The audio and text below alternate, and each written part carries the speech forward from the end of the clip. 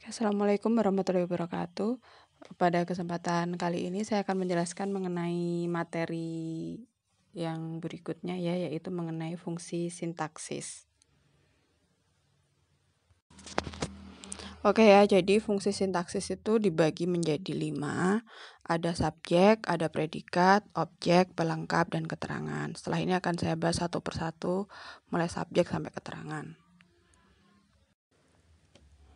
Oke, yang pertama fungsi sintaksis subjek. Jadi subjek ini merupakan fungsi sintaksis yang menunjukkan pelaku, tokoh, sosok atau benda, suatu hal atau suatu masalah yang menjadi pangkal atau pokok pembicaraan. Yang perlu diingat, biasanya subjek ini diisi oleh jenis kelas kata nomina atau kata benda. Terus perlu diperhatikan lagi ya, jadi yang namanya subjek itu tidak hanya terdiri dari satu kata ya, bisa lebih dari satu kata. Kemudian ciri yang lainnya, subjek itu biasanya menjawab pertanyaan siapa gitu. Sekarang coba dilihat, itu ada contohnya, ada 3 kalimat. Yang pertama ada kalimat ayah pergi ke kantor ya. Subjeknya di situ adalah ayah. Tadi sudah saya utarakan bahwa subjek biasanya menjawab pertanyaan siapa. Jadi kalau kalimat nomor 1 itu ada pertanyaan siapa yang pergi ke kantor, jawabannya ayah. Nah, berarti itu subjeknya ya. Kemudian yang kedua ada kalimat Ani menjahit baju, berarti di situ subjeknya Ani. Dan yang ketiga ada kalimat anak itu belum mandi, berarti subjeknya di situ tadi aja dicek siapa, menggunakan kata tanya siapa gitu ya. Siapa yang belum mandi gitu. Jawabannya anak itu. Nah, berarti subjeknya di situ adalah untuk kalimat ketiga anak itu. Oke, kemudian fungsi sintaksis yang kedua yaitu predikat. Jadi predikat di sini merupakan fungsi sintaksis yang memberitahu melakukan tindakan apa atau dalam keadaan bagaimana si subjek. Ya, jadi subjeknya ini sedang melakukan tindakan apa atau dalam keadaan seperti apa gitu. Nah, predikat ini biasanya diisi oleh kelas kata verba atau kata kerja dan adjektiva atau kata sifat ya. Contohnya ada 3 kalimat di situ. Yang pertama, kuda meringkik, berarti di situ subjeknya kuda. Nah, kudanya sedang melakukan tindakan apa kan gitu ya. Berarti di situ meringkik. Meringkik berarti sebagai predikat. Begitu juga dengan yang nomor 2. Di situ ada predikat sedang tidur. Subjeknya ibu gitu. Kemudian nomor 3, kalimat orang itu sakit, berarti subjeknya orang itu, predikatnya orang itu dalam keadaan seperti apa gitu kan. Orang itu sedang sakit gitu. Nah, berarti predikatnya sakit. Yang perlu diingat tadi itu. Jadi kalau predikat itu biasanya diisi oleh kelas kata verba atau adjektiva. Beda dengan yang subjek. Kalau subjek biasanya diisi oleh kelas kata nomina. Oke, kemudian fungsi sintaksis yang ketiga ini ada objek. Jadi objek ini merupakan fungsi sintaksis yang melengkapi predikat ya.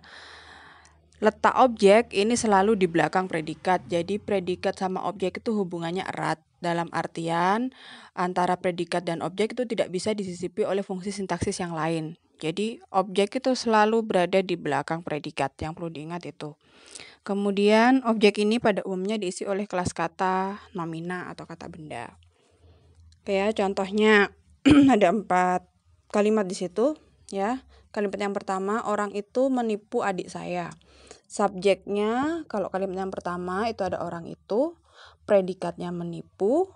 Nah, objeknya di situ adik saya sebagai objek ya. Kemudian yang nomor 2, ibu menggoreng ikan. Subjeknya ibu, predikatnya menggoreng, ikan sebagai objek. Yang ketiga, Nurul menimang bayi. Berarti subjeknya ada Nurul, predikatnya menimang, kemudian bayi sebagai objek. Yang keempat, Adi mengunjungi Pak Rustam. Berarti di situ subjeknya Adi, predikatnya mengunjungi, Pak Rustam sebagai objek. Oke, kemudian fungsi sintaksis yang keempat ya, ada pelengkap. Jadi pelengkap ini merupakan fungsi sintaksis yang melengkapi predikat atau objek. Jadi dia letaknya bisa di belakang predikat ya atau di belakang objek. Oke, contohnya yang nomor 1, kalimat nomor 1, banyak orsospol berlandaskan Pancasila. Nah, dari situ subjeknya ya kalimat nomor 1 itu banyak orsospol itu sebagai subjek.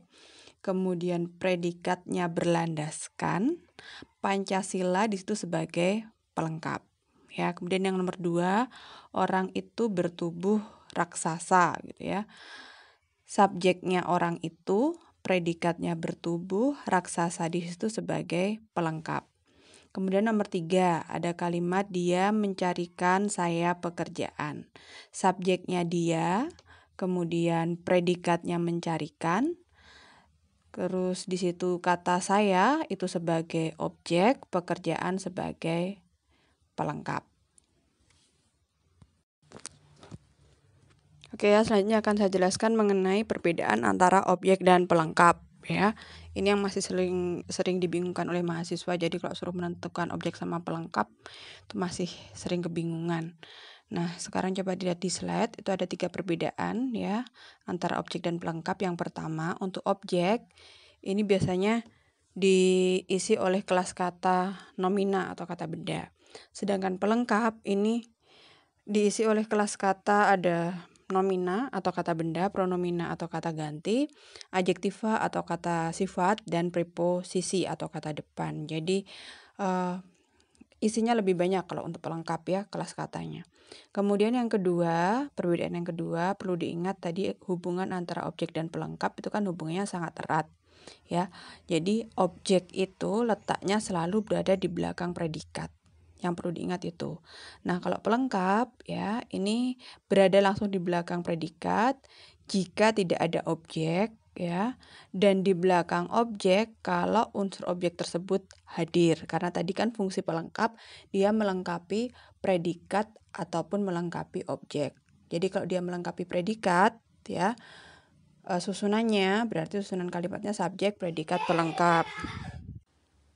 Nah, kalau dia fungsinya melengkapi objek, berarti susunan kalimatnya subjek, predikat, objek, pelengkap. Kemudian yang ketiga, ya, ciri yang ketiga, untuk objek, ya, ini cirinya dia dapat menjadi subjek akibat pemasifan kalimat. Oke, contohnya ya di situ ada kalimat ibu mencuci baju. Itu merupakan kalimat aktif gitu ya. Ibu mencuci baju, tentukan terlebih dahulu fungsi sintaksisnya. Jadi subjeknya ada ibu, predikatnya mencuci, baju sebagai objek. Nah, kalau kita mau menganalisis apakah baju tersebut merupakan objek, dicoba saja kalimatnya diubah menjadi kalimat pasif. Kalau objeknya dapat menjadi subjek dalam kalimat pasif, berarti fungsinya memang sebagai objek. Sekarang yang kalimat di bawahnya itu merupakan kalimat pasif ya. Jadi saya ubah kalimat aktif ibu mencuci baju, saya pasifkan menjadi baju dicuci ibu. Nah, kemudian ditentukan fungsi sintaksisnya.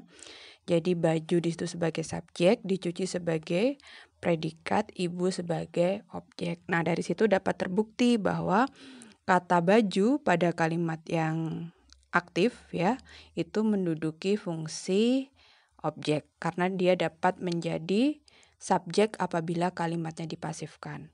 Nah, ini kebalikan sama yang pelengkap. Kalau pelengkap itu tidak dapat menjadi subjek apabila kalimatnya dipasifkan.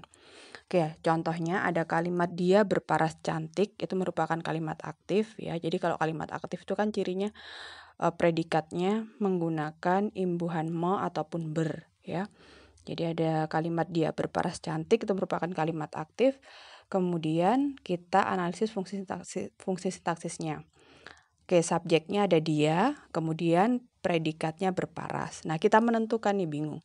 Cantik ini apakah dia sebagai objek atau pelengkap? Tinggal dipasifkan saja ya. Kalau dia dapat menjadi subjek dalam kalimat pasif berarti merupakan objek. Kalau tidak dapat menjadi subjek dalam kalimat pasif berarti merupakan predikat. Nah, kemudian dipasifkan kalimatnya menjadi cantik diparas dia. Berarti kan kalimatnya tidak berterima ya. tanda bintang di situ menyatakan bahwa kalimat tersebut tidak berterima.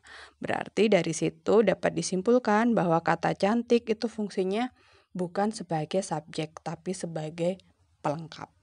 Oke, yang perlu diingat itu tadi. Jadi kalau objek dia dapat menjadi subjek apabila kalimatnya dipasifkan. Kalau pelengkap kebalikannya, berarti tidak dapat menjadi subjek apabila kalimatnya dipasifkan. Oke, kemudian fungsi sintaksis yang terakhir yaitu keterangan. Ya, keterangan di sini merupakan fungsi sintaksis yang menerangkan berbagai hal mengenai bagian kalimat yang lainnya. Nah, cirinya fungsi keterangan ini posisinya bersifat manasuka. Jadi dia dapat berada di awal, di tengah, ataupun di akhir kalimat tanpa mengubah makna kalimat. Ya, jadi dia dapat diletakkan di awal, di tengah, di akhir tanpa mengubah makna kalimat. Kemudian pengisi keterangan ini umumnya berupa kelas kata nomina atau kata benda, adverbia atau kata keterangan, dan preposisi atau kata depan. Oke, contohnya di situ ada 5 kalimat ya. Yang pertama, dia memotong rambut di kamar. Nah, di situ fungsi keterangannya ditunjukkan pada kata di kamar. Coba dilihat ya, di kamar itu diletaknya kan di akhir kalimat. Nah, tadi ciri keterangan itu dapat diletakkan di awal, di tengah, di akhir. Saya ubah sekarang, coba saya letakkan di awal gitu ya. Sehingga kalimatnya menjadi di kamar dia memotong rambut. Kan berterima tanpa mengubah makna kalimat tersebut. Kemudian coba saya letakkan di tengah juga.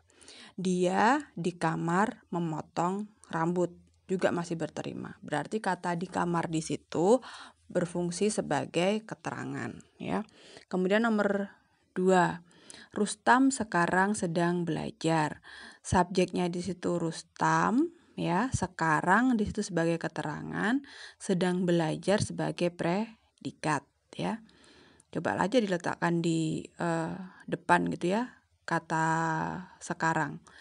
Menjadi sekarang Rustam sedang belajar, kan berterima ya.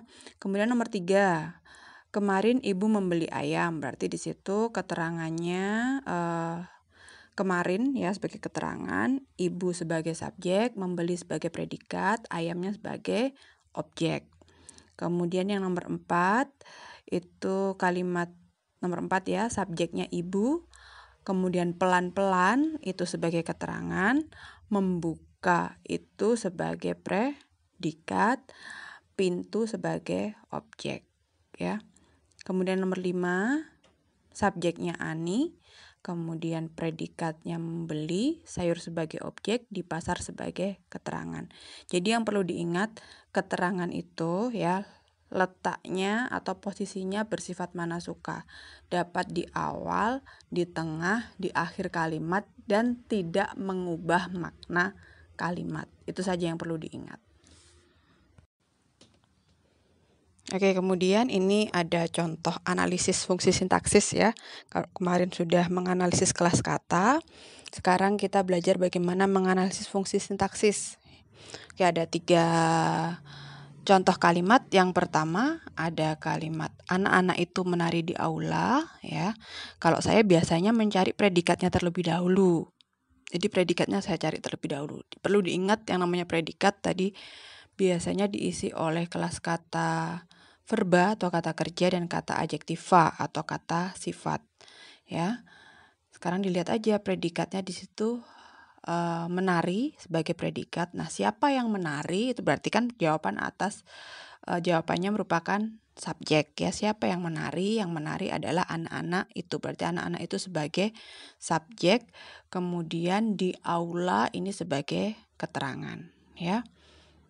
Kalau kalian tidak percaya itu sebagai keterangan, diletakkan aja di awal. Di aula anak-anak itu menari. Kalimatnya masih berterima. Berarti di aula itu fungsinya sebagai keterangan. Kemudian yang nomor 2, kalimat nomor 2 ya.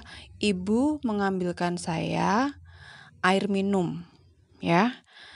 Sama. Biasanya saya mencari predikatnya terlebih dahulu. Ya. Kalau ini sebenarnya ini terserah kalian masing-masingnya seperti apa, nyamannya seperti apa. Ada yang nyaman mencari subjek terlebih dahulu, ada yang nyaman mencari predikat terlebih dahulu. Kalau saya pribadi sih lebih nyaman mencari predikat ya. Jadi predikatnya di situ ada mengambilkan. Ya, siapa yang mengambilkan? Jawabannya kan ibu ya. Ibu berarti di situ sebagai subjek. Jadi subjeknya ibu mengambilkan predikat. Nah, di sini saya di sini sebagai objek. Air minumnya sebagai pelengkap ya. Coba kalau kalian tidak percaya, saya sebagai objek, tadi kan ciri objek dapat menjadi subjek apabila kalimatnya dipasifkan. Sekarang saya pasifkan kalimatnya ya. Saya diambilkan ibu air minum, kan berterima ya. Jadi saya pada kalimat pasif itu menduduki fungsi subjek. Berarti pada kalimat nomor 2, pada kalimat aktifnya sayanya menduduki fungsi objek ya. Air minum tetap menjadi pelengkap. Jadi pelengkap itu cirinya tadi yang pertama kan apabila dipasifkan, pelengkap tersebut tidak dapat menjadi subjek ya kan dalam kalimat pasif. Ciri yang kedua ya, apabila ada kalimat dengan posisi subjek, predikat, objek, pelengkap ya, apabila kalimat tersebut dipasifkan, pelengkapnya tetap berfungsi sebagai pelengkap dalam kalimat pasif. Ya. Kemudian yang nomor 3. Nah, ini ada kalimat kelakuan anggota DPR itu sangat memalukan. Predikatnya apa di situ? Predikatnya sangat memalukan. Apa yang sangat memalukan? Kan? Atau siapa yang sangat memalukan? Jawabannya kelakuan anggota DPR itu. Berarti kelakuan anggota DPR itu sebagai subjek. Oke ya, itu tadi penjelasan saya mengenai materi fungsi sintaksis. Setelah ini ada latihan, dikerjakan ya sebisanya. Kemudian nanti minggu depan kita bahas bersama-sama. Ya, terima kasih. Wassalamualaikum warahmatullahi wabarakatuh.